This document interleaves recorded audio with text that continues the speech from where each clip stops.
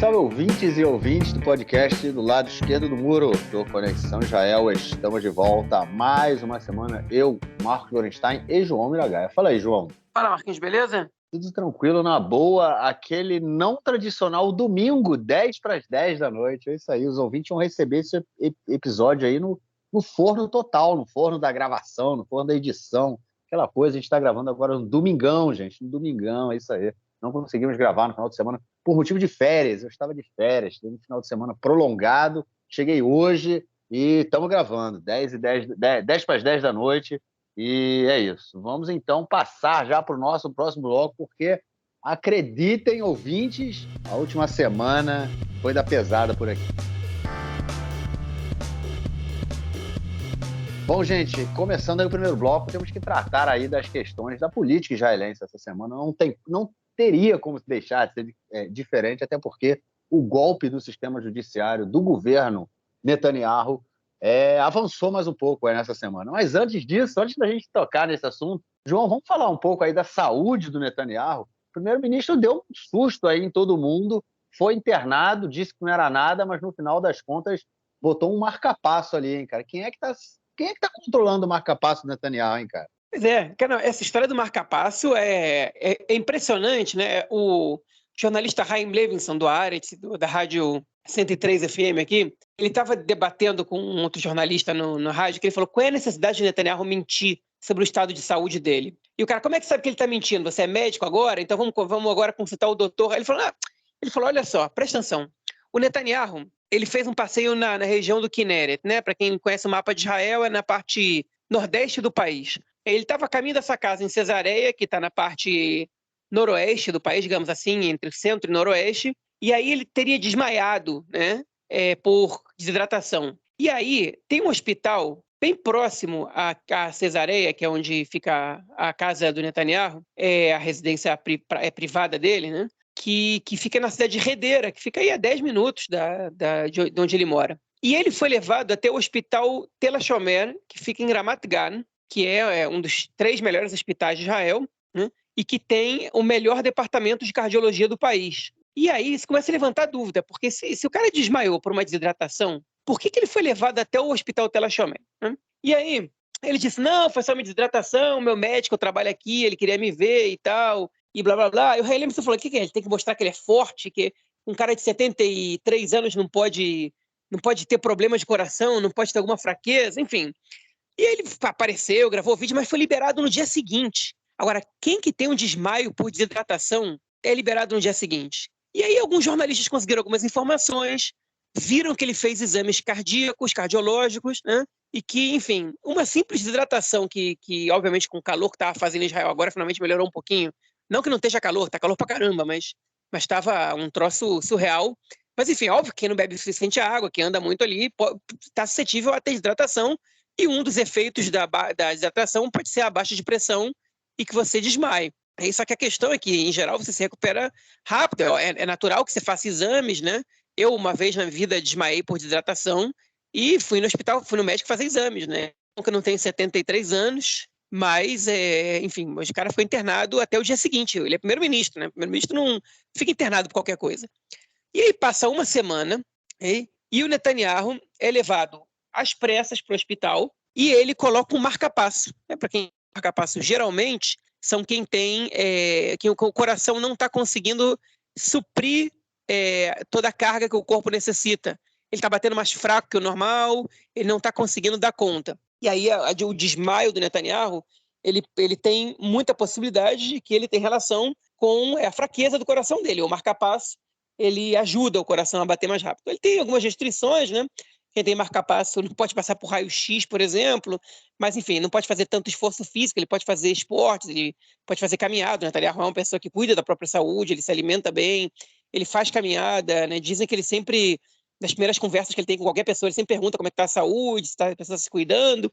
Isso se vê, né? Ele é uma pessoa que não aparenta os 73 anos que ele tem, né? Ele tem, enfim, muito vigor e muito bem, mas, enfim, a idade é implacável, ela chega, né? E o coração de 73 anos não é o coração de 25, enfim, e isso sobrou para ele. Mas aí Por que a gente está falando da situação da saúde do Netanyahu? Porque desde o caso do Ariel Sharon, que ele entrou, que ele teve um acidente vascular cerebral em 2005 ou 2006, não me lembro agora se já foi em 2006 ou se foi no final de 2005, o Israel tem uma lei que obriga o primeiro-ministro a dar um relatório de saúde anual, né? E, enfim, o Ehud Olmert deu os relatórios de saúde, o Netanyahu deu, até que em 2016 o Netanyahu simplesmente parou de fornecer informações sobre a sua situação de saúde, sobre o seu estado de saúde, né?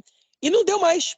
De 2016 a 2023, exceto 2022, que foi um ano que o Netanyahu não foi primeiro-ministro do país, a gente não teve acesso à saúde do Netanyahu. A gente não sabe como ele está, a gente não sabe que complicações ele tem, a gente não sabe se pode acontecer uma coisa com ele amanhã, depois de amanhã, ou se ele está muito bem de saúde. A gente não sabe nada disso. Okay? E por que isso é fundamental? Porque em Israel não existe cargo de vice-primeiro-ministro. Okay? Não só por causa disso, obviamente, mas isso se torna ainda mais dramático, porque não existe cargo de vice-primeiro-ministro. A gente até comentou isso aqui há muitos episódios atrás, quando o Netanyahu fez uma visita secreta na Arábia Saudita, que ele não avisou ninguém, nem o Benny Gantz, que na época era o primeiro-ministro substituto, e mesmo com aquele acordo que eles tinham de primeiro-ministro substituto, que fizeram passar em lei, etc., o Benny Gantz não era o substituto do Netanyahu quando o Netanyahu não estava presente no país, né? O cargo ficava vago. E, enfim, e dessa vez ele teve que colocar alguém, quando ele fez o marca-passo, ele colocou o Yariv Levin para substituí-lo. O Yariv Levin é o número 2 do Likud, ministro da Justiça, para ser o seu substituto, pelo menos durante esse dia e meio que ele foi internado, após o procedimento cirúrgico. Mas, em geral, Israel não tem número 2, né? Não tem vice-primeiro-ministro. E o que acontece é que, enfim, você não tem uma pessoa que está informada sobre o que está acontecendo, você não tem uma pessoa que assume o país caso o primeiro-ministro não possa exercer o cargo por diversas funções, e o estado de saúde dele é fundamental. E, enfim, obviamente que não só por isso, né? É fundamental a gente saber em quem a gente está votando, ou quem está presidindo a gente, enfim, que situação está o primeiro-ministro, se corre algum risco de acontecer alguma coisa, se ele vai ter que se ausentar por um tempo, e etc. Né? O Naftali Bennett também não apresentou o seu relatório de saúde no tempo que foi primeiro-ministro, e o Yair Lapid, um mês depois que assumiu, vai lembrar que ele ficou no cargo 5 meses, um mês depois que ele assumiu, ele apresentou o seu relatório de saúde.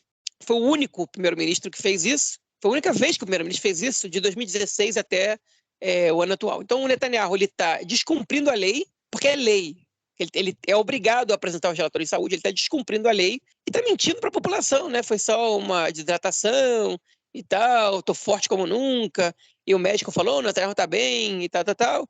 Enfim, até o próprio médico dele, né, foi coagido ou mentiu por vontade própria para a população, né, um sujeito respeitado, por nada, por absolutamente nada, porque não tem absolutamente nenhum problema a população saber que o Netanyahu está com um problema cardíaco que é controlável. Enfim, ele botou um marca-passo e está aí. Primeiro-ministro, sem limitação técnica para o cargo, hein? Ele pode continuar fazendo tudo que ele fazia antes como primeiro-ministro, ou tudo que ele não fazia antes, ele pode continuar não fazendo, mas enfim, tem absolutamente nenhum problema, mas acho que o Haim Levinson está certo nessa, né? Tem que mostrar sempre que ele é o mais forte, que ele é isso, que ele é aquilo, não pode mostrar nenhum sinal de fraqueza para ninguém nunca, né? E tá aí, né? Acaba que os sinais de fraqueza, eles ultrapassam as barreiras transparentes que a gente coloca, porque a idade, ela chega e com ela vem a saúde se debilita e os cuidados são redobrados e, enfim, e mesmo o Netanyahu jovem que serviu na Sayeret Matkal das Forças Armadas, foi oficial lá de um batalhão especial, que não era imortal, obviamente que o Netanyahu de 73 anos não vai ser. O que eu acho que ele pode estar com mais medo mesmo é do House of Cards, né, de dentro do Likud, né, cara? No momento em que, de repente, ele anuncia que o coração dele já não bate com o vigor que batia antes, ele precisa do marca-passo, as peças ali dentro do Likud se movimentem para derrubá-lo do seu trono. Será que é esse o medo do Netanyahu? Vamos ver. Mas é isso, no dia assim que o Netanyahu resolveu mentir para a população, não disse nada, que estava colocando o seu marca-passo, o Netanyahu simplesmente saiu do hospital depois de ter colocado o marca-passo, sem passar por detector de metal, porque quem tem detector de metal também não pode, quem tem marca-passo também não pode passar por detector de metal, ou seja, né, que aqui em Israel, qualquer lugar que tu entra tem detector, o Netanyahu vai ficar livre dessa. No dia, ele simplesmente saiu do hospital e foi direto para a votação da lei que previu aí a queda da cláusula de razoabilidade, do parágrafo de razoabilidade que tanto comentamos nas últimas semanas. É isso aí, gente. Na última segunda-feira, o governo apresentou para a segunda e terceira votação a lei que prevê o fim da cláusula de razoabilidade para determinadas ações do governo, determinados atos do governo, principalmente com o que diz respeito à nomeação, né, de cargos ali políticos, né, que o governo nomeia, de ministros e secretarias e tudo mais. O bagaço não pode, o Supremo Tribunal de Justiça agora não pode mais evitar que pessoas sejam impedidas ali de assumir esse cargo. No momento em que a votação aconteceu, milhares, né, de pessoas se encontravam de fora do parlamento, aconteceu inclusive uma marcha com milhares de pessoas de Tel Aviv até Jerusalém. Eles caminharam durante 4 ou 5 dias, chegaram em Jerusalém no sábado à noite, ficaram acampados perto do parlamento. Na segunda-feira estava todo mundo ali no pé do parlamento e muita gente se manifestando contra a aprovação dessa lei. Durante todo esse período, né, o pessoal falando, não, estão tentando chegar a um acordo, e a gente viu o ministro da Defesa, o Gallant, falando, pedindo para o Netanyahu dar alguma coisa para ele oferecer alguma coisa para a oposição, porque milhares, né, de oficiais aí das Forças Armadas em diversos níveis, né, das Forças Armadas já estão deixando principalmente os que têm o serviço voluntário, né, os que já passaram do período de serviço obrigatório e estão fazendo serviço voluntário, eles já informaram que vão deixar de manter o seu papel, ou seja, vão deixar de servir voluntariamente às Forças Armadas, e em função desse golpe que o Netanyahu vem passando. E, enfim, o governo não quis nem saber, João, o governo não quis nem saber da pressão que o Biden colocou, da pressão de que outros governos colocaram também, da pressão que a opinião pública e de que a sociedade civil israelense, de uma forma geral, colocou, e simplesmente passou o carro e caiu aí a cláusula da razoabilidade. O que isso significa daqui para frente, João? Olha, isso significa bastante coisa, né? Enfim, eu até escrevi um fio no Twitter sobre isso essa semana, e recomendo que, se alguém quiser ter uma informação um pouco mais organizada, né? Porque quando a gente escreve, as coisas ficam mais organizadas, que visite a minha página @JoãoKM no Twitter e dá uma olhada lá. O Twitter que ainda existe, não sei por quanto tempo, mas enfim, daqui a pouco vai mudar até o nome. É o seguinte, essa lei, tá? Essa cláusula da razoabilidade, ela é uma cláusula que ela existe desde antes da fundação do Estado, é uma herança da lei britânica. Enfim, eu não vou entrar em detalhes, até escutei um podcast que explicava um pouco a história, né, da cláusula de razoabilidade, quando ela foi pela primeira vez evocada pelo judiciário britânico muitos anos atrás, mas em Israel, basicamente, ela é usada pela justiça para confrontar e, às vezes, cancelar decisões, especialmente do Poder Executivo, mas não só, pode ser de instituições públicas, pode ser do parlamento, pode ser, enfim, de prefeituras, mas, em geral, do próprio governo, do primeiro-ministro ou de ministérios, que não obedecem, que, na verdade, que atingem um grau de total falta de bom senso, né? Ou em hebraico existe uma expressão que em português não faz sentido, que é isvirut kitzonit, que é irrazoabilidade extrema, ou seja, uma coisa que não tem nenhuma razoabilidade, que não faz nenhum sentido de acordo com as normas de bom senso. Essa cláusula,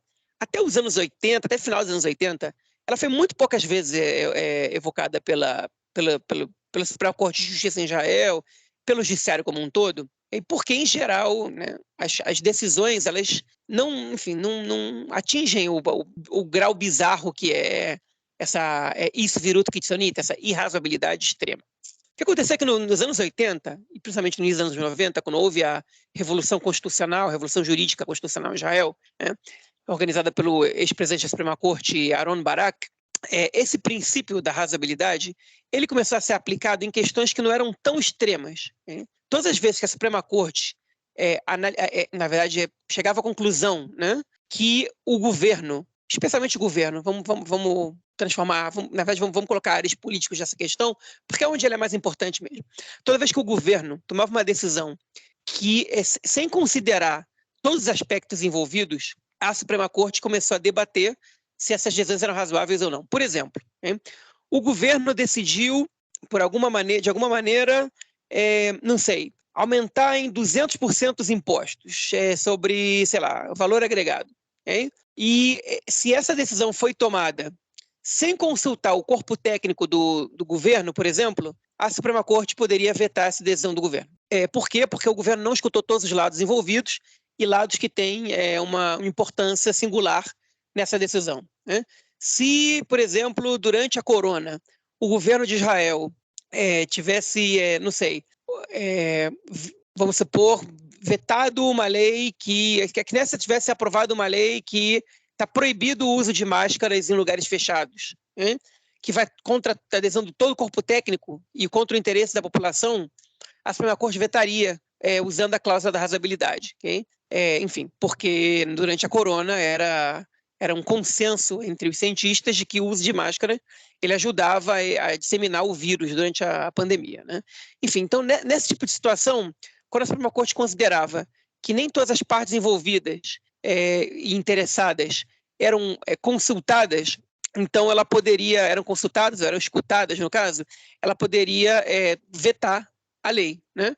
E a última vez que isso aconteceu, vale a pena te lembrar, foi na nomeação do ministro Aryeh Deri, ex-ministro no caso, né, agora, para 2 ministérios, né, para o Ministério do Interior e para o Ministério da Saúde, logo após ele ter feito um acordo com a Justiça, reconhecido, assumido um crime fiscal que ele cometeu, na verdade uma série de crimes fiscais, ele que é reincidente, inclusive já foi preso, ele é ex-presidiário, ficou 14 anos preso, ele reconheceu um outro crime fiscal e durante seu acordo com a Justiça, ele renunciou ao seu cargo de deputado naquele momento e se comprometeu, segundo as palavras do juiz, que leu o acordo em público, sem ser questionado nem pelo Aryeh Deri, nem pelo seu advogado, a não exercer mais cargos na vida pública para sempre. Né? A palavra para sempre não estava, mas a não mais exercer cargos na vida pública. Terminou ali a questão, o Aryeh Deri renunciou ao cargo de deputado, nas eleições seguintes ele concorreu a deputado de novo, como líder do partido, ganhou e assumiu 2 ministérios. E aí a Suprema Corte falou, epa,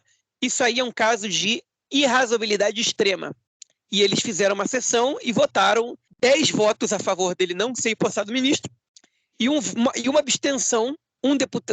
Um juiz da Suprema Corte disse que um acordo como esse, você não poderia, enfim, a cláusula da razoabilidade não era para ser evocada ali, mas que esse caso deveria voltar à justiça.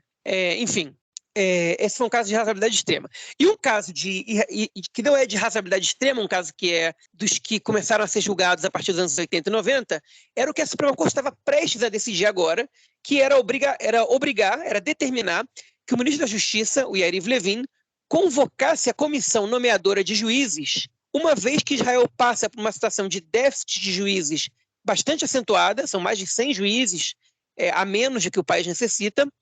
A comissão já deveria ter sido montada, você já tem os representantes eleitos do governo, e o Yariv Levin se recusa a convocar a comissão porque ele quer alterar a composição da comissão, que é parte do seu projeto de reforma judicial. Então, por questões políticas, ele está se recusando a convocar a comissão nomeadora de juízes, mesmo que o país esteja com 100 juízes a menos do que o necessário e com vários casos atrasados por causa da demanda, né, que é muito maior do que a oferta de juízes atualmente no país. Então, é um caso, por exemplo, que a Suprema Corte estava prestes a julgar sob a ótica da cláusula da razoabilidade, e muito provavelmente a conclusão dele seria de obrigar o o ministro da Justiça a convocar a comissão, okay? sob a ótica de que, meu amigo, isso você não está consultando todos os lados, né? O teu próprio ministério está te cobrando mais juízes, você tem uma demanda, você tem casos que estão parados, o país está andando mais devagar por causa disso, você gasta dinheiro com isso, só porque você não quer convocar a comissão. E enfim, que já por si só demora um tempo, né, até que os juízes sejam nomeados e entrem, enfim, e comecem a trabalhar cada um nas suas respectivas áreas. Okay?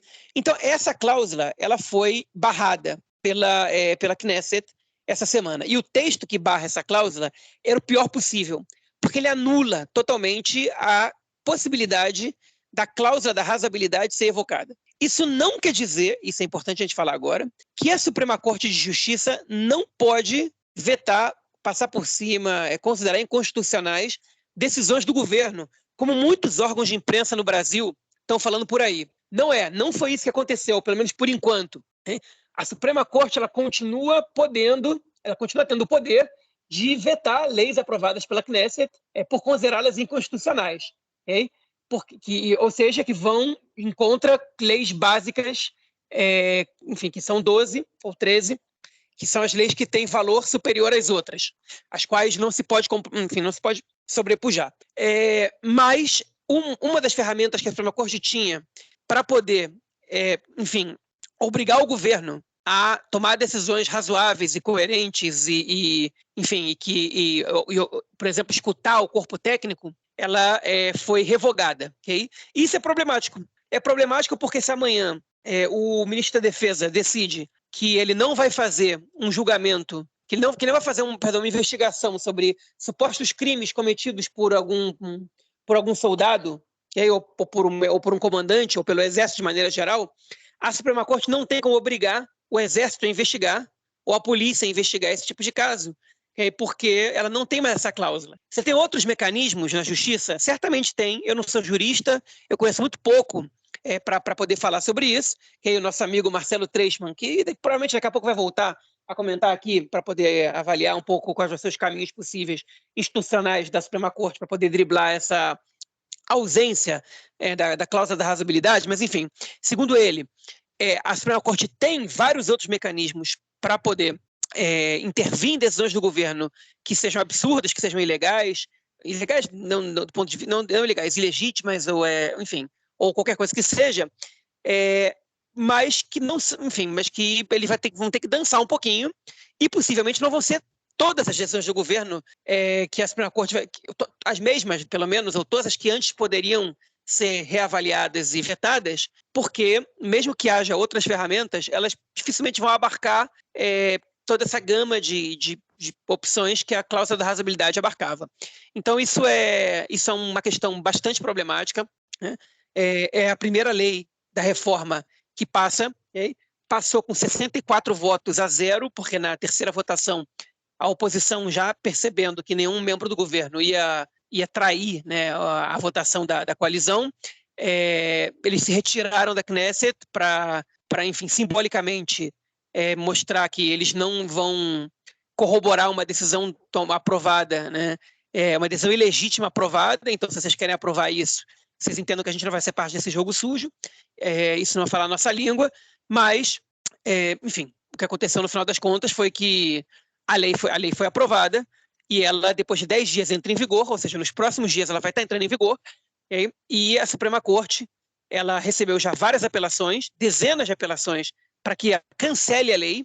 Vale lembrar que a Suprema Corte nunca cancelou uma lei básica, e essa anulação ela era uma emenda na lei básica Ashfitá, que é a lei básica, o judiciário, o juízo, né, o julgamento. A Suprema Corte nunca cancelou uma lei básica, nenhuma emenda numa lei básica, mas existem dezenas já de apelações, e a Suprema Corte agora tinha 3 opções, que era ou receber uma dessas apelações e cancelar a lei, ou ignorar, né, essas apelações e dizer a gente não vai cancelar a lei, ou fazer o que eles fizeram, que foi marcar uma data para um debate dentro da Suprema Corte sobre a validade dessa lei, okay? E, a partir de então, decidir se vão cancelar a lei ou não. E quais são os argumentos de quem fez essas apelações? Okay? O principal deles é que essa lei ela afeta a divisão dos poderes, okay? Que ela é uma lei que ela transfere poder de um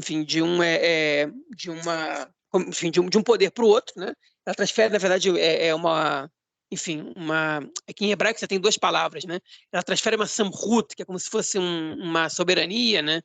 Mas também é uma autoridade. Ela transfere uma autoridade de um poder para o outro, que é, no caso, o poder judiciário, para o poder executivo e para o poder legislativo juntos, né?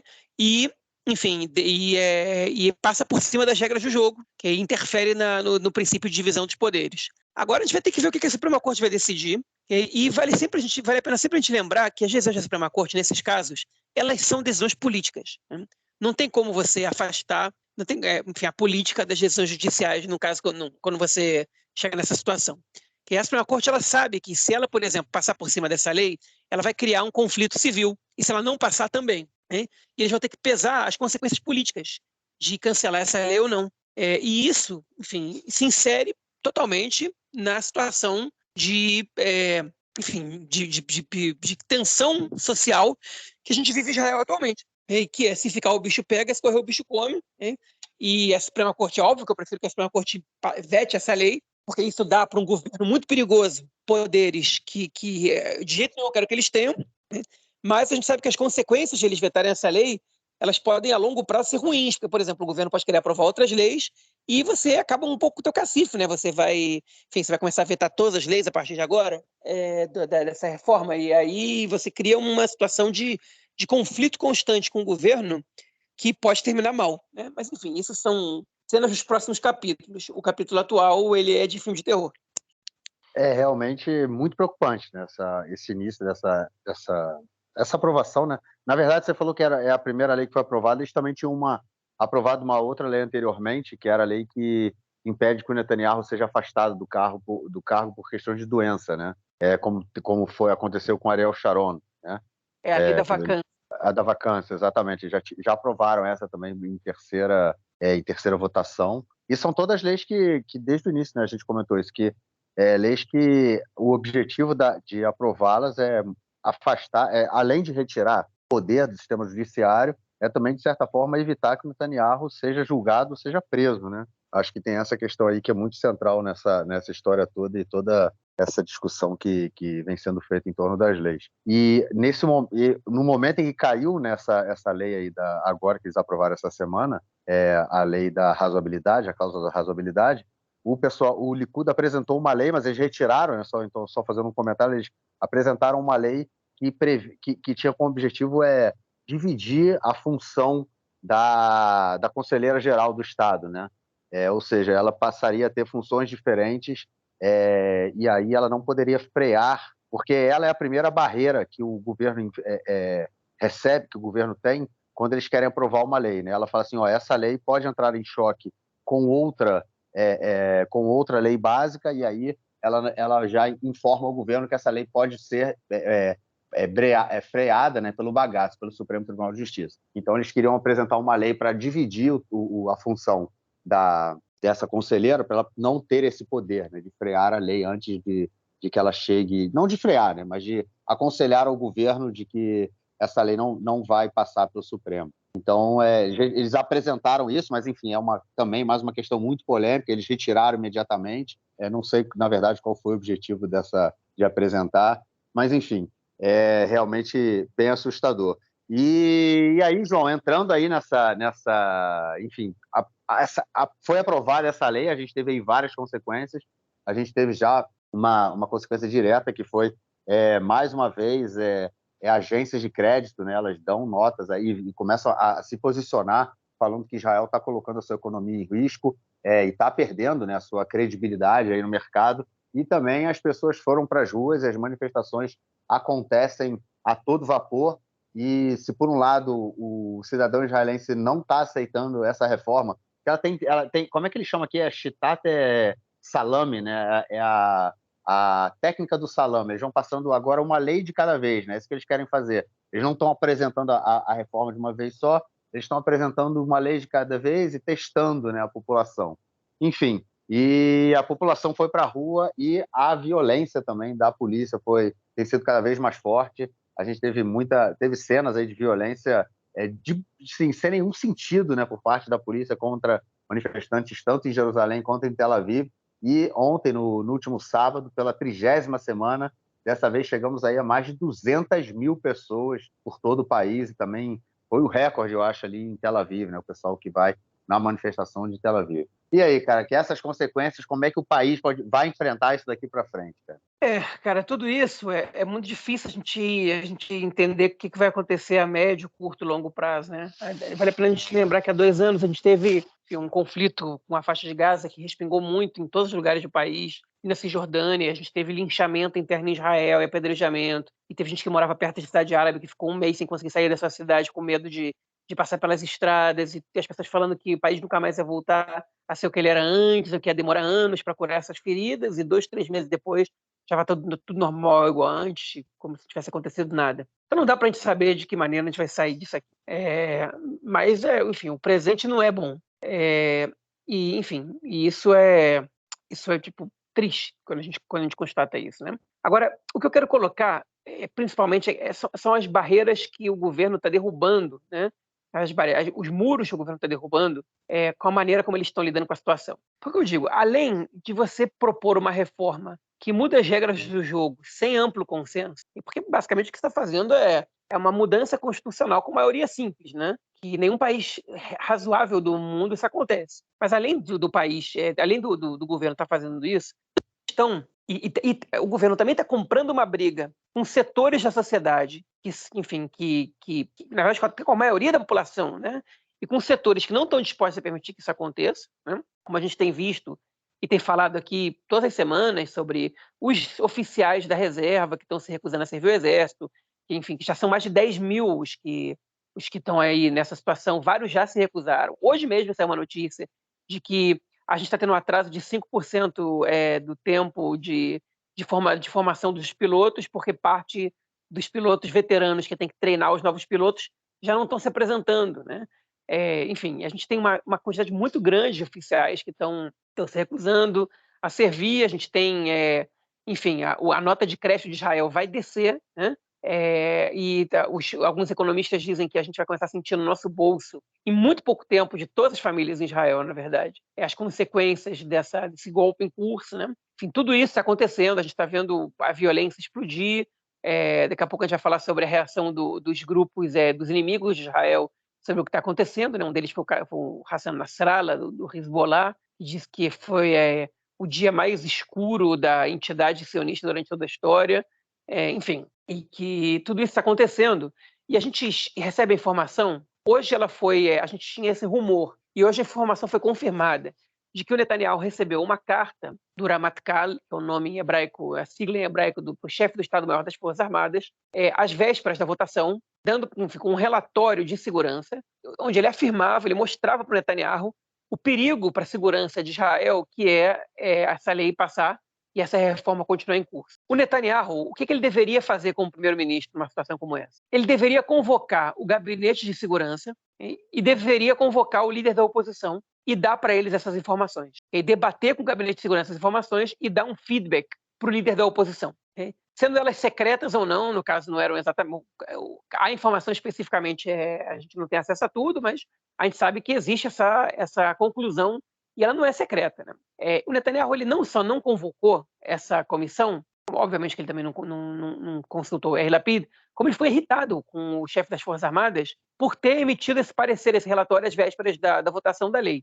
Só que a função do cara é alertar o primeiro-ministro sobre o que está acontecendo, sobre os riscos que tem as Forças Armadas, a segurança do país de uma maneira geral, frente a essa ameaça à segurança pública, né? E o Yuli Edelstein, que é o presidente da Comissão de Segurança e Relações Exteriores da Knesset, ele também deveria convocar a comissão e escutar especialistas e profissionais, por exemplo, membros das Forças Armadas e das outras forças de segurança, das outras instituições de segurança, como o Mossad, como o Shin Bet, né, que é o Shabak, como é o Sherut Betachon Klalit, que é o Serviço de Segurança Geral, como a Aman, que é a inteligência. Ele tem que convocar essas pessoas, ele é obrigado, né?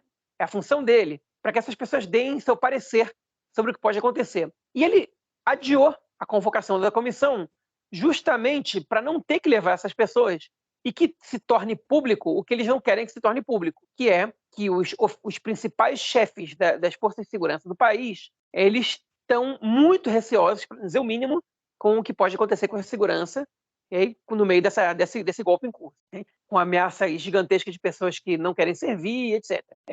Enfim, então, essa foi uma responsabilidade total. No meio desse caminho, o presidente Bush Herzog, né, volta aos Estados Unidos, onde ele teve reunido lá com o Biden, e ele convoca o Yair Lapid. O Yair Lapid, que sempre foi contra qualquer tipo de negociação com o Netanyahu, até que ele pare de legislar. Ele chegou a falar, beleza, a gente se reúne e a gente tenta fazer um acordo, inclusive já para essa lei, vamos tentar passar uma lei um pouco mais leve.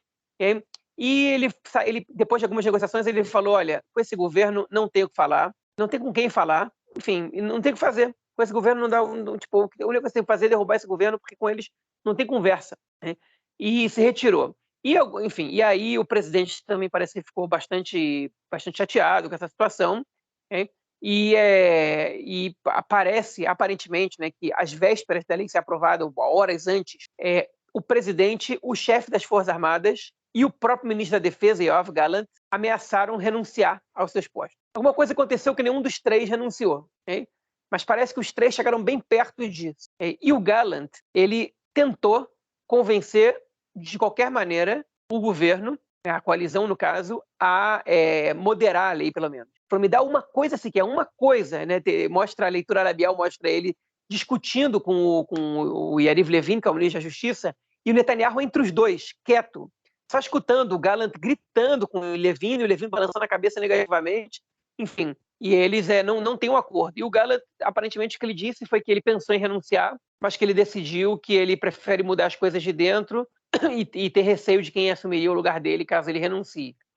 O que, enfim, que é a Shulamit Aloni, foi ministra da Educação, foi líder do Meretz durante um tempo, ela tinha uma opinião sobre isso. Ela diz que, em geral, quem muda as coisas de dentro são os vermes que o corpo humano carrega dentro. São os vermes que estão comendo a gente. São eles que mudam as coisas de dentro. O que a gente tem que mudar é do jeito que a gente consegue, que é do lado de fora. Se as coisas não estão indo bem, quando a gente tem que expulsar o que está dentro e tentar mudar do lado de fora. Mas, no fim das contas, é que eles não renunciaram, nenhum dos três, mas a gente teve um ambiente ali bastante tenso. E a partir de um determinado momento, a gente soube que o Netanyahu era a favor de um acordo, ele queria as negociações. O Levin, o Rotman, o Ben-Gvir, eles não queriam. O Smotrich, que é o ministro das Finanças, chegou a aceitar as negociações, chegou a aceitar paralisar a lei. E aí o Levin e o Rotman aceitaram debater a lei e deixá-la um pouco mais moderada, o que era muito aceitável que fosse acontecer, porque você não propõe o modelo mais radical de lei achando que ela vai passar numa boa, né? Você propõe um modelo mais radical para ter negociação, para sair uma versão moderada dali e os dois lados venderem essa versão como a versão vencedora. Então o Levin, que é político de carreira, né? Enfim, o Rotman, que também entende as coisas, assim, é isso que eles queriam. E aí entrou em cena o Itamar Ben-Gvir, que sempre se manteve um pouco alheio a essa situação, e virou e falou: se a lei não passar do jeito que ela está, eu derrubo o governo agora e a gente convoca eleições. E o Netanyahu e o governo dele viraram reféns do Itamar Ben-Gvir, de um sujeito tosco, totalmente, enfim, autoritário, fascista, né, um cara, enfim, truculento, que decide o que vai acontecer no governo, dá ultimato, e as coisas acontecem do que ele quer. Ninguém mais queria aquilo, só ele. E a lei passou do jeito que ele queria. Né? E, enfim, então como o Netanyahu realmente virou refém do Ben-Gvir, né? Não é as pessoas os ingênuos que acham, o Ben-Gvir vai virar governo e vai moderar um pouco, porque vai entender que quando ele é governo ele não pode fazer o que ele quiser. Enfim, é óbvio que ele não pode fazer o que ele quiser, mas ele pode fazer muita coisa ruim e ele pode levar o governo para um lado que a gente não queria que ele fosse, né? E ele não foi adestrado pelo Netanyahu, está acontecendo o contrário, ele está com o Netanyahu comendo na mão dele. O que ele quer, ele consegue. O Netanyahu vai lá e não convoca a comissão de segurança para humilhar o Ben-Gvir. Isso aqui, no final das contas, quando ele não convoca a comissão de segurança, ele não convoca um monte de gente. Né? Ele impede que ministros importantes escutem a opinião de militares importantes, de chefes da segurança, enfim, que têm cargos altos. Okay? E, no final das contas, quem perde é o país com isso. Né? Então, toda essa foi a situação que aconteceu. E aí, imediatamente, a gente teve milhares de manifestações, bastante violentas também. Obviamente que a polícia reagiu com muita violência enfim, à desobediência civil dos manifestantes. Enfim, e a gente teve cenas lamentáveis, não no sentido engraçado da palavra, e a gente teve algumas consequências, né, de tudo isso. A gente tem agora as manifestações, na manifestação que teve ontem, né, no sábado, está gravando domingo, no sábado, os manifestantes levantaram cartazes com as fotos dos policiais que agrediram manifestantes. A polícia reagiu, disse que aquilo era incitação. O Ben-Gvir chamou esses policiais de heróis, né, os que bateram nos manifestantes, e a polícia ordenou uma investigação contra as pessoas que levantaram essas placas, só que ela ordenou essa investigação sem a autorização da Procuradoria-Geral, da Parklitut, que é proibido. A polícia não pode fazer isso. Né? Então, a polícia do Ben-Gvir fazendo o que bem entende, né?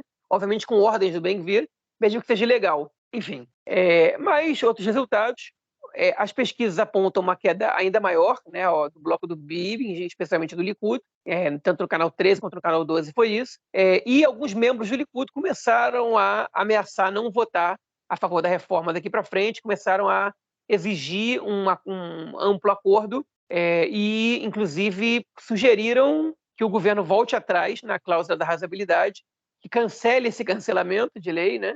E que permitam que ela possa voltar, né? E o principal deles é um deputado pouco importante chamado Eli Dalal, mas foi o único que disse abertamente que não vai votar em nenhuma lei que não tenha amplo consenso.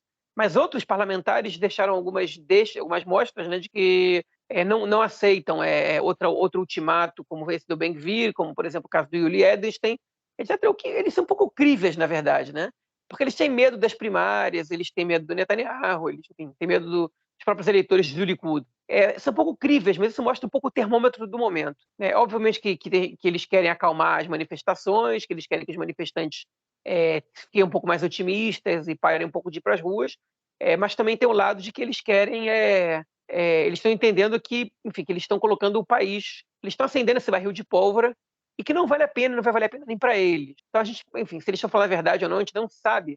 Mas se eles tiverem, não é estranho, porque seria a posição mais razoável a tomar. Enfim, essa é a situação que a gente está passando, né? A democracia israelense está sendo corroída, esse foi o primeiro passo, e a verdade é que esse governo ele pode até desistir da reforma, ele pode até ter a reforma barrada por vários meios possíveis, mas enquanto esse governo estiver aí, a democracia de Israel ela só vai se deteriorar. Okay? Se ela vai ser a passos largos ou se vai ser um pouco mais gradual, essa é a grande pergunta.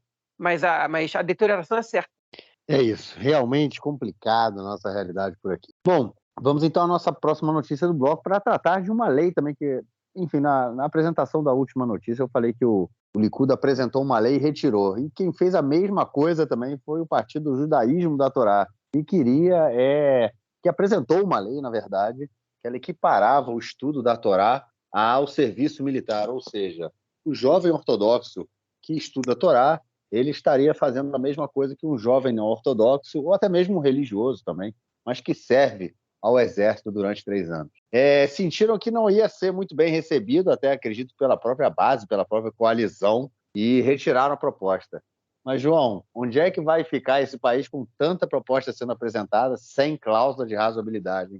Pois é, o judaísmo da Torá levantou essa proposta de lei, enfim, como eles sabem que o governo agora não tem cacife político para aprovar a Hokait Gabrut, né, a Pisgat Gabrut, que é o parágrafo de superação, que aí sim daria que Knesset passar por cima de qualquer decisão da Suprema Corte, eles sabem que eles não podem aprovar a nova lei do alistamento, porque ela se sobrepõe ao princípio da igualdade, que é uma das leis básicas do Estado, e enfim, uma lei que isenta determinada parte da população ao serviço militar, ela é uma lei que a Suprema Corte já vetou diversas vezes. Eles não querem correr o risco de outro veto. Então, eles querem que essa lei tenha uma versão que seja possível de ser aprovada e não vetada pela Suprema Corte, por um lado, ou, por outro lado, eles querem que o parágrafo da superação seja aprovado, que aí eles podem passar por cima das decisões da Suprema Corte e não importa se a Suprema Corte considera que a lei ela é anticonstitucional ou não.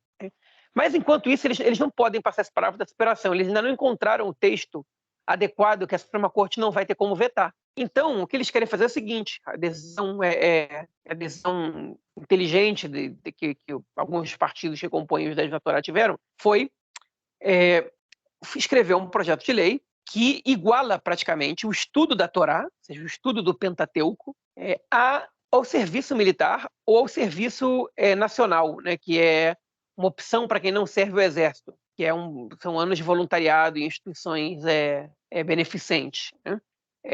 Enfim, para pessoas que são antimilitaristas ou que o Exército, enfim, ou que tem muita dificuldade com lidar com disciplina e etc., que tem essa possibilidade, enfim, em paralelo ao serviço militar. O que eles querem fazer é igualar o estudo da Torá, ou seja, você entra numa academia rabínica, ou seja, numa yeshiva, né? E você está isento de servir o exército, né? Porque isso tem importância nacional. Esse era o texto da lei. O texto da lei chegava a ser ridículo, né? Dando uma importância nacional ao estudo da Torá, né? Enfim, é uma coisa totalmente individual e que uma pessoa faz para ela mesma, né? Mas o estudo, a leitura, e, enfim, as mitzvot, né, que são os mandamentos, eles salvam o povo inteiro. Então, a gente acredita nisso, mas o estudo da Torá não é um mandamento, né? O estudo da Torá ele é uma prática, do estilo de vida ortodoxo, né? Principalmente religioso, mais comum no estilo de vida ortodoxo. Mas eles perceberam que eles fizeram besteira porque o momento não é bom, porque você está em crise com militares nesse momento, então você vai lá e mostra, olha só, piloto que não quer servir, estudar a Torá é a mesma coisa que o que você está fazendo. Ele é mesmo, então beleza. Então posso sair aqui tranquilo, vou ficar na minha casa estudando Torá, não precisa de mim sendo piloto do exército. E muita gente pode escolher esse caminho também, enfim. Muita gente pode dizer isso como justificativa, e é absurdo, né? Porque você está jogando lenha na fogueira, né? No momento que o exército está em crise, parte do exército está em crise com o governo, né? Com o Estado de maneira geral, e você vai lá e lança um negócio, até deputados do Likud disseram não vou votar a favor disso, não vou votar a favor disso, e eles tiraram o projeto dali, enfim, do debate na Knesset, né? Não foi nem da votação, tiraram do debate, perceberam que tinham feito besteira. Hein? Mas isso mostra para a gente o nível que eles podem chegar, o absurdo que a situação, enfim, se desenrola, né? Que um partido consegue propor um projeto de lei que iguala o estudo da Torá com o serviço militar. Ou seja, o sujeito está perdendo parte da sua juventude, o sujeito, sujeito, no caso, né? O homem ou a mulher que estão servindo no exército, o jovem, né?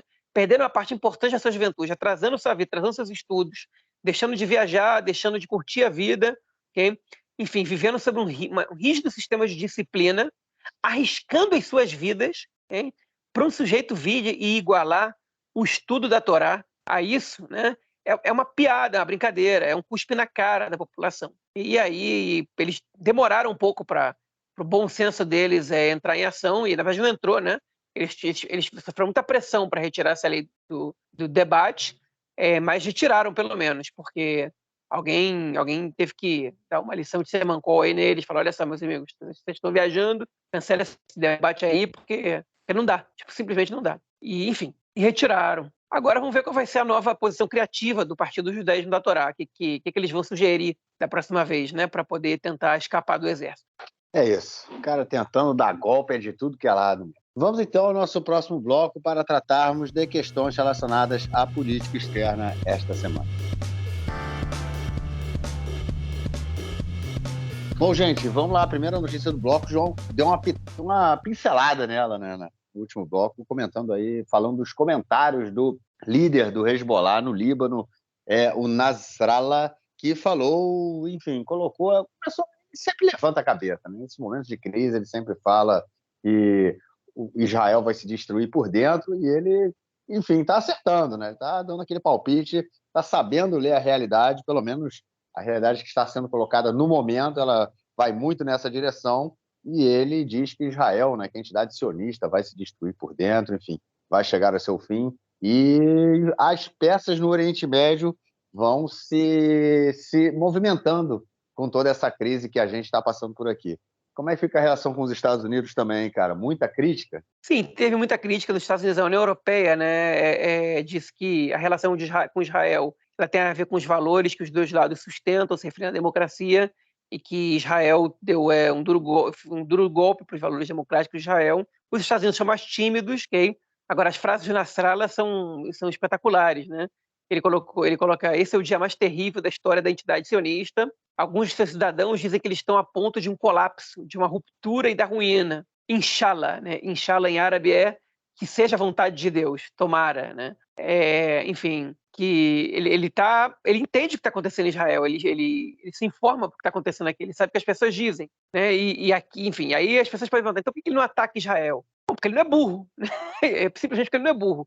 Eu não vou explicar o porquê, eu até comentei isso no comentário que fizeram no Twitter para mim, mas o Henry, ele disse a mesma coisa que eu. Então Marquinhos, eu vou pedir licença para a gente escutar aí o áudio do Henry, porque se eu continuar me alongando aqui, eu vou acabar invadindo o conteúdo que ele gravou para a gente. Pois é, vamos ver como as coisas vão caminhando aqui para frente, mas, como eu falei, as peças do tabuleiro estão se movimentando. É isso, vamos então ouvir agora o áudio do nosso camarada Henry Gauss. Manda aí, Henry. Olá, João, Marquinhos, amigos do Conexão, lado esquerdo do muro, tudo bem com vocês? Se já há algum tempo a milícia xiita libanesa Hezbollah considera que Israel vive um momento de fragilidade, agora essa é a mesma avaliação compartilhada por Irã e Hamas, grupo palestino que controla a faixa de Gaza. De acordo com a agência de notícias Reuters, membros do alto escalão do Irã teriam discutido a situação em Israel durante um encontro que durou 3 horas. A reunião ainda teria contado com a participação de um comandante da Força Quds, o braço armado da Guarda Revolucionária Iraniana, 2 oficiais da área de segurança do país e membros do Hamas. O diagnóstico do encontro teria sido o óbvio: Israel está frágil. Mas, segundo as informações posteriores a essa reunião, a conclusão é que nenhum movimento deve ser feito, nenhum ataque, nada. A avaliação seria de que, caso houvesse um enfrentamento militar ou mesmo uma provocação a Israel, talvez a sociedade israelense voltasse a se unir, desviando o foco das manifestações contra a reforma judicial. Essa visão é a mesma do Hezbollah, a milícia xiita libanesa que detém o controle do sul do Líbano. Nesta semana, o líder do grupo, o Sheikh Hassan Nasrallah, disse em discurso que a votação da reforma e os protestos que tomaram conta de Israel marcaram o dia mais negro da história do país. O negro é por conta do Nasrallah. Ele também avaliou que Israel estaria a caminho do colapso e da fragmentação. Depois disso, um vídeo que recebeu ampla repercussão por parte da imprensa israelense e circulou nas redes sociais por aqui, mostra membros das forças de elite do Hezbollah com trajes militares fazendo policiamento na cerca que divide Líbano e Israel. Um movimento muito raro na fronteira. A ideia de fragilidade de Israel não é uma questão apenas, digamos, sentimental, meio que relacionada à divisão da sociedade, à possibilidade de uma guerra civil em Israel. É isso também, mas não só. Essa conclusão está relacionada ao movimento que ganha cada vez mais força de recusa por parte dos reservistas em seguir com o serviço militar diante do prosseguimento da reforma. É uma avaliação matemática que leva em consideração o peso dos reservistas nas forças de segurança israelenses. Nos últimos 25 anos, eles compõem cerca de 75%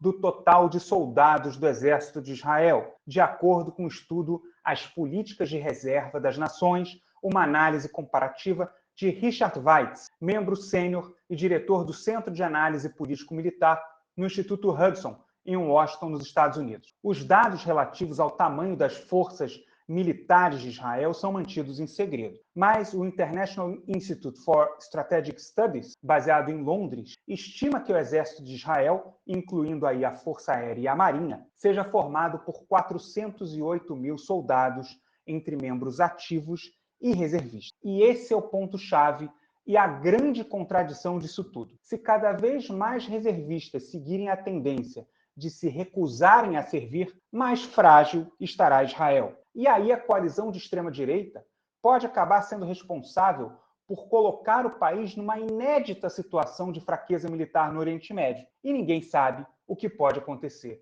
a partir daí. É isso, amigos. Bom programa a vocês e até a próxima semana. Valeu, mestre. Brigadão. E te esperamos, obviamente, na semana que vem. João, vamos passar então para a nossa próxima notícia, que foi a polêmica que surgiu aí, enfim, correu a internet, né? O vídeo do Exército de Israel cobrindo, enchendo de cimento poços em vilarejo palestino ao sul de Hebron. Muita gente dizendo que foi a pedido dos próprios palestinos, enfim, versões diversas, né? Surgiram aí pela rede, mas o que a gente sabe é que Israel custou muito a responder e na hora que pelo menos alguma das suas respostas oficiais saíram, parece que a emenda acaba saindo pior que o soneto. E aí, cara, como é que é essa história aí? Olha, a questão é a seguinte. Essa semana eu vi um vídeo, né, no Twitter, e até levei para o grupo do Conexão, sobre, enfim, o exército jogando cimento, né, num poço de água no vilarejo de Al-Baqa, ali próxima à região de Hebron, no sul da Cisjordânia. Enfim, quando a gente vê esses vídeos, né, a gente sabe que existe manipulação do lado palestino, né, existem vídeos que são muito antigos também, que estão sendo colocados agora, então a gente tenta, ainda que a gente nunca tenha tido um governo pior que esse, né, então esse vídeo é antigo, acho que isso não quer dizer que não poderia estar acontecendo agora, mas enfim, a gente tenta ver o que é isso, às vezes você tem alguma explicação, ainda que, enfim, se o vídeo é atual, é muito difícil você achar uma explicação razoável para isso. E a verdade é que eu fui até o Google e não consegui achar absolutamente nada em hebraico sobre esse caso. Aí eu joguei no grupo de WhatsApp do Conexão e aí o Henry Gauss e não sei mais quem foi até o Nelsinho, publicaram algumas reportagens em inglês, mas de nenhum site, enfim, da grande mídia, de lugar nenhum, né? Não saiu nenhum jornal israelense que publica em inglês. Tinha saído o veículo de maior importância, pelo menos em relação ao número de leitores que tinha publicado esse caso, foi o 972, que é um site, inclusive uma das inspirações do Conexão Israel, não exatamente pela linha ideológica, a Conexão Israel é uma coisa mais livre, mas pela maneira como eles se organizavam e pela liberdade que os autores tinham. Mas, enfim, é um site americano formado por... na verdade, é um site inglês formado por americanos que vivem em Israel, né, que escrevem sobre Israel em inglês e tem um viés de esquerda, bastante de esquerda. O 972 divulgou essa situação, né, das Forças Armadas israelenses jogando cimento num poço artesanal feito por uma família palestina, né, enfim, e aí, em teoria, pelo menos, sujando toda a água, né, e prejudicando a extração de água dessa família, que a usava principalmente para a agricultura. Né? E aí saiu também em outros sites, saiu num site pró-palestino, saiu no site da Organização de Direitos Humanos B'Tselem, né, que é bastante crítica à ocupação, crítica, na verdade, ela é totalmente oposta à ocupação, ela acusa a ocupação, né, ela enfim, é uma das principais organizações anti-ocupação de Israel, digamos assim, mas não tinha saído em lugar nenhum mais. Okay? E aí eu falei pela internet, vi uma posição do grupo Stand With Us do Brasil, se referindo a esse caso, né, com uma informação que foi passada para eles pela pela coordenação de atividades nos territórios, né, que é Teum Peolot Bashtachim, é o nome da organização, que a sigla em português, né, em letras latinas, pelo menos é COGAT, né? Enfim, que é uma organização pertencente ao Minhal Ezrahi, que é uma, enfim, autoridade como é o nome? A autoridade administrativa que é hoje em dia chefiada pelo Bezalel Smotrich, que antigamente era parte do Ministério da Defesa e agora ela se independizou. Enfim, que a explicação deles era que esse poço era ilegal e que ele prejudica a qualidade da água em toda a região e que, nas áreas C, a responsabilidade pelo fornecimento de água é de Israel e que as famílias e as cidades palestinas têm acesso à água e que não tem nos territórios A e B da maneira adequada, porque a autoridade palestina jamais fez os trabalhos de infraestrutura, ainda que tenha recebido o orçamento para isso, né? Essa foi a explicação que eles deram para o Stand With Us. Eu questionei eles pelo seguinte, eu falei, olha, isso não saiu oficialmente em lugar nenhum. Né? Eu acredito piamente que eles receberam essa informação, até porque eles mandaram até o texto em hebraico da coordenação de atividades nos territórios, e, enfim, para mim, não há dúvidas de que eles realmente receberam essa resposta. A questão é por que eles não tornaram isso público. Porque você entra no site deles e a última notícia que tem é de um mês atrás. Por que não tem uma informação ao público frente a essas acusações que Israel está sofrendo? De por que eles fizeram isso? Isso levanta muitas dúvidas, né? Porque eu acho que se você torna isso público, você vai chamar a atenção da imprensa. E se a imprensa vai investigar, eles vão descobrir algumas coisas que são problemáticas. E aí, um jornalista israelense ele foi investigar, inclusive ele foi até citado pelo Barak Ravid, né? Foi retuitado pelo Barak Ravid, que é um jornalista muito importante da área internacional aqui, dizendo que o alto comando das Forças Armadas não gostou dessa decisão e que disseram que da próxima vez que uma decisão dessa for tomada, na verdade que uma decisão dessa for discutida, eles têm que ser consultados, porque isso pega muito mal no calor que está fazendo você cortar o fornecimento de água de uma família. É muito problemático e que esse caso ele só joga contra Israel, né? Esses vídeos eles vão a público. Né? E, enfim, eu acho que eles não publicaram justamente por isso, porque se eles publicam, eles chamam a atenção da própria imprensa israelense, eles chamam a atenção da imprensa mundial, não vai ser só algum videozinho rolando no Twitter, vai ser órgãos da mídia que vão estar divulgando o que aconteceu. E a explicação israelense para o caso, ela não me convence, simplesmente. Porque, ok, é ilegal cavar esse poço. E esse é o único poço que tem ilegal, e judeus não cavam poços ali. E se o fornecimento de água nas áreas C é de responsabilidade israelense, por que os palestinos que vivem em área C precisam cavar poços para ter água para a agricultura? É sinal de que Israel não está fornecendo água para os palestinos, pelo menos para aqueles que estão ali. Né? Enfim, você tem um monte de respostas não dadas nessa situação, além do fato de que é totalmente cruel, né? Num calor desse, você cortar o fornecimento de água de uma família, ainda que ele seja ilegal. Okay? Então, você tem, enfim, a pessoa que está com uma casa mal construída, né? E você vai demolir essa casa, vai botar as pessoas para viver na rua, enfim, numa situação calamitosa, né? Óbvio que você não vai fazer isso. Imagina se agora a prefeitura de qualquer cidade do Brasil fosse demolir todas as casas ilegais que tem na sua cidade, todas as favelas, as construções ilegais, porque elas foram construídas sem que elas prejudicam o meio ambiente, enfim, você vai prejudicar a própria população. Okay? E esse caso mostra a maneira como Minal Ezrahi, né, chefiado pelo Smotrich, trata a população palestina. Se antes a população palestina não era tratada, nunca foi tratada de maneira digna pelo Estado de Israel, de maneira respeitável, né? De maneira igualitária, nem falar de maneira igualitária, agora é muito clara a intenção que tem o governo atual de forçar a barra para que essas pessoas saiam dali. Okay? É uma maneira de você fazer limpeza étnica, entre muitas aspas, voluntária. Né? É você tornar a vida daquelas pessoas tão insuportável que elas não têm outro remédio que não procurar ir embora dali. É você fazer vista grossa ou colaborar com pogroms feitos em cidades palestinas, é você cortar o fornecimento de água das pessoas, né? Porque você não cede, é tua obrigação, é tua função fornecer água para aqueles vilarejos. Você não fornece. E quando eles cavam um poço artesanal, você vai lá e cimenta o poço, né? Com a desculpa que você quiser, você vai lá e cimenta o poço, é você tornar a vida daquelas pessoas insuportável para eles falarem: eu vou sair daqui, eu não aguento mais. Porque a gente sabe que vai ter palestino que vai brigar até o fim pela sua terra, pelo seu estado, e que alguns vão recorrer à luta armada e ao terrorismo, etc.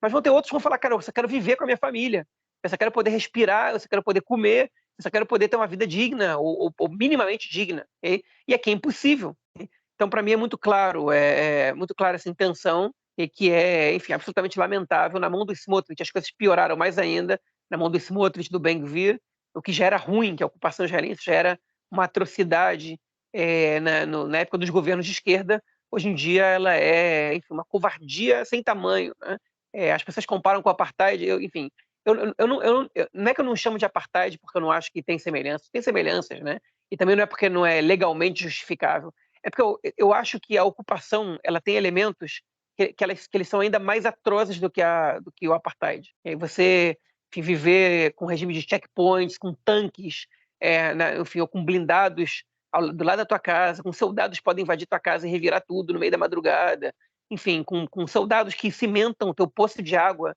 numa onda de calor que está levando o país a ter 3 semanas de temperaturas que a sensação, enfim, no país inteiro a sensação térmica está mais de 40 graus, há 3 semanas sem parar, né? Isso é muita crueldade, isso é uma atrocidade sem tamanho, e apartheid é uma palavra leve para a gente lidar com isso. Né? Então, enfim, essa é a minha percepção sobre essa situação. Ah, você tem certeza do que está falando, João? Certeza, eu tenho muita convicção do que eu estou falando. Eu vejo isso aqui acontecendo há muito tempo e eu estou vendo o que está acontecendo agora nesse novo governo, e a minha convicção ela é praticamente imutável. Né? Não tem, enfim, e não vai ter argumento desse governo, nem de nenhum órgão público, que vai me convencer de que as intenções de você cimentar um poço que sustenta a vida de uma família palestina tem qualquer intenção nobre possível. Não tem. Ah, polui a água. Aí cimentar um poço não polui a água. Né? E se polui a água, então por que essas pessoas não estão recebendo água encanada? Enfim, é tudo muito terrível para a gente ter que estar descrevendo aqui. Enfim, vou deixar o Marquinhos falar, que ele certamente tem muito mais para falar sobre isso. Não tenho muito o que falar, não. Você basicamente fez o resumo, né? Só acrescentar alguns dados que 36, toda essa parte que a gente está falando, da região que a gente está falando, fica em área C, que é a área de responsabilidade total de Israel, tanto civil quanto militar, e 36% só da população palestina que vive em área C tem ligação direta à água. Né? Só 36%. E eles estão vivendo sob ocupação há mais de 50 anos. Como é que eles não têm ainda isso? Né? E, por outro lado, todos os assentamentos judaicos que na Cisjordânia, eles têm ligação direta com água e luz. Todos. Para os judeus tem água, né? E para os palestinos não. Tem um problema nisso aí. Eu concordo com você que há elementos, né, que são na política, que eles são muito mais cruéis do que o apartheid, do que a gente via no apartheid sul-africano. Mas eu acho que a questão da caracterização do apartheid é justamente por a gente ter duas leis diferentes dentro do mesmo estado para populações diferentes. Eu acho que é muito nesse sentido aí, você aplicar duas leis diferentes para essas populações. Então, mas enfim, eu acho que você fez o resumo bem, é simplesmente cruel, é realmente limpeza étnica, né? É uma postura que vem sendo adotada há mais de 50 anos, desde que a ocupação começou, essa política de você afastar a população palestina das suas terras, ela sempre teve presente. A violência dos colonos faz parte disso, o pogrom, né, como você colocou, os pogroms que acontecem na Cisjordânia fazem parte disso, enfim. E a política de Estado, né? Pelo menos, enfim, política de Estado porque há 50 anos é a mesma política, então não tem como dizer que a política de governo e a política... Não, é uma política de Estado, ela faz parte disso, porque, como a gente sempre comenta aqui, a população palestina tem um valor menor do que a população judaica aqui nessa região. Mas, enfim, é isso que a gente tem por aqui. Vamos, então, à nossa próxima notícia do bloco para tratarmos aí um pouco da questão das relações externas de Israel e da questão com a Arábia Saudita. É isso aí, porque a Arábia Saudita pode ser o maior presente que o governo Netanyahu receberia aí do governo Biden, mas as coisas ainda estão meio escorregando. Como é que anda isso aí nessa semana conturbada para o governo de Israel? Pois é, surgiu, na verdade, ontem, a informação de que houve um avanço nas negociações com a Arábia Saudita para a normalização das relações com Israel. O que significa esse avanço? Nós não sabemos. A última informação que a gente tinha era de que a Arábia Saudita estava querendo, entre outras coisas, um reator nuclear para fins pacíficos, né, que Estados Unidos e Arábia Saudita, Estados Unidos e Israel não estavam dispostos a dar. E aí parece que foi a terceira visita do secretário de Estado norte-americano à Arábia Saudita em 3 meses, e ele não negou que ele está evoluindo com essa questão, e, enfim, ele já entrou em contato com o governo israelense, no primeiro estágio, a Arábia Saudita não se negou a avançar, ainda que não houvesse uma melhora, uma mudança na relação de Israel com os palestinos. O que surpreendeu positivamente o governo Netanyahu. Isso aqui seria só o primeiro estágio. A médio prazo, a Arábia Saudita ela exige mudanças radicais da relação de Israel com os palestinos. Hein? Se eles não exigem exatamente a criação do Estado palestino, que eu acho pouco provável que eles devem estar exigindo coisa perto disso, eles estão exigindo coisas que esse governo não pode dar. De jeito nenhum, esse governo não vai dar.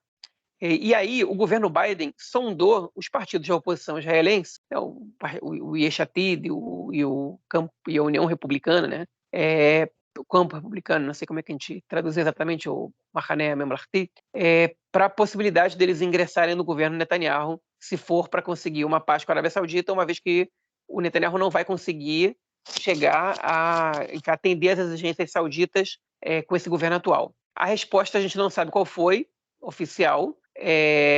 Agora a gente supõe também, baseado em algumas informações de alguns jornalistas, tipo, algumas fontes disseram em off, mas fontes secundárias, que eles condicionaram a entrada no governo com a interrupção total, não no congelamento, com a interrupção e a desistência do governo na reforma judicial e o cancelamento da última emenda aprovada, né, que foi o cancelamento da cláusula da razoabilidade. Essas são as condições do Yair Lapid e do Benny Gantz para ingressar no possível governo Netanyahu, e, no caso, somente para que essa normalização com a Arábia Saudita acontecesse. É óbvio que isso interessa ao Gantz e ao Lapid, porque também tem a ver com a melhora na situação com os palestinos, que com uma normalização de Israel com vários outros países ao mesmo tempo, é uma oportunidade. O governo Biden não é o melhor amigo do Netanyahu, o Lapid e o Gantz muito menos, mas uma oportunidade dessa eles não querem perder.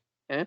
E o Netanyahu chegou até a falar hoje, né, na imprensa, de maneira aberta, que não é um sonho a gente pensar que em pouco tempo a gente pode ter trens que levam Israel, que vão direto de Israel até a Arábia Saudita e outros lugares da Península Arábica. Né? Enfim, o Netanyahu já está tentando surfar nessa onda que ainda não se formou, né? porque não tem absolutamente nada concreto para ele oferecer, mas é nisso aí que ele está se pegando, porque isso aí é o que ele tem, isso é o que ele tem para tentar conseguir, né? É um êxito no governo dele que ele não tem que dividir com absolutamente ninguém, porque ele tem um ministro do exterior totalmente apático e sumido, ele tem, enfim, ele é uma atitude que não é ninguém da ala radical do governo presta grande apoio a isso, morre de amores pela Arábia Saudita, né?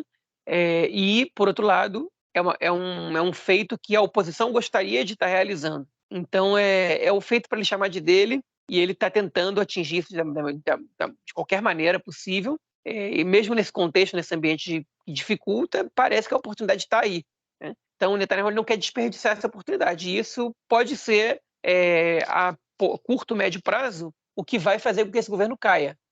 João, você está dizendo que o governo vai cair por causa da Arábia Saudita? Não, mas eu estou dizendo que se o governo cair antes do que a gente pensa, essa pode muito bem ser uma razão. Agora, eu acho mais difícil você convencer o Lapid e o Gantz a entrarem num governo que vai dar uma vitória política para o Netanyahu do que você convencer o Netanyahu de trocar toda a base do governo dele para chegar nesse êxito, né? Porque o Netanyahu tem um interesse próprio muito grande nesse acordo com a Arábia Saudita. O Lapid e o Gantz, como estadistas, que supostamente eles são, eles até podem ter, mas como políticos, eles sabem que isso não é vantajoso para eles, nem a curto, nem a médio, nem a longo prazo. Então, enfim, a gente vai... Se vocês me perguntam o que eu acho sobre isso, eu acho muito pouco provável que esse assunto com a Arábia Saudita caminhe rápido. Eu acho que essa relação com a Arábia Saudita, essa normalização, se ela vier a acontecer, não vai ser durante a era Netanyahu. É isso. Vamos então ao nosso próximo bloco para ouvirmos o comentário do camarada Nelson Burd. Manda aí, mestre. Meu caro Gorenstein, amigos do Conexão Israel, do lado esquerdo do muro, mandar um abraço pro João, que foi pegar uma prainha. O João foi pegar uma prainha na cidade de Naharia. O João foi lá, caminhou no calçadão, levou os filhos e comeu melancia com queijo búlgaro. O João gosta muito dessa iguaria das praias israelenses.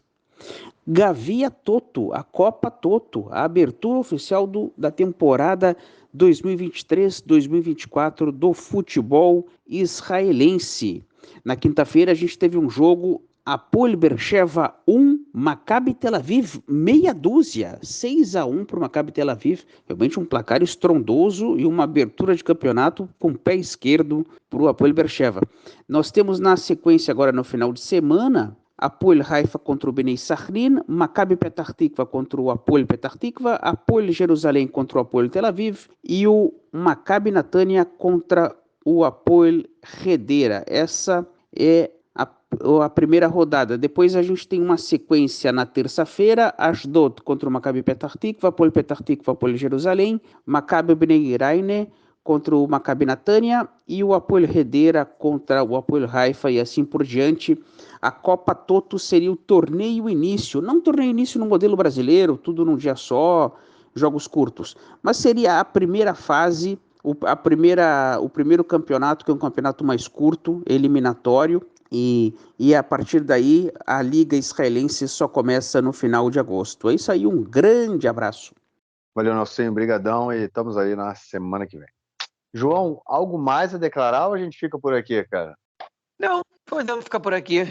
Beleza, ficamos por aqui então neste domingo, 11h03 da noite. Vamos ver se acho que esse podcast não sai hoje não, mas de repente ele sai amanhã. Vamos que vamos. Valeu, cara, forte abraço. Valeu, Marquinhos, abraço. Valeu, tchau, tchau.